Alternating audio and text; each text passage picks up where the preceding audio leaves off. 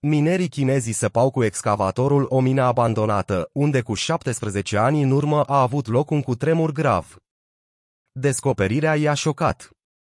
Acum 17 ani, în vestul Chinei, în urma unui cutremur de 7,8 grade pe scara Richter, s-a prăbușit o mină în care se aflau 118 minieri. Din acel moment, acea parte a minei a fost închisă. Cu toate acestea, un grup de minieri a reluat recent lucrările în mina abandonată, când au descoperit întâmplător un minier. A reușit să supraviețuiască în capcana mortală timp de 17 ani. Minierul salvat, în vârstă de 59 de ani, Chung Wai, era într-o stare foarte proastă. A fost transportat la cel mai apropiat spital, unde medicii evaluează acum starea lui fizică și psihică. În timpul cutremurului, structurile de lemn pe care se sprijinea tunelul minei s-au prăbușit, lăsând sub ruine 118 persoane.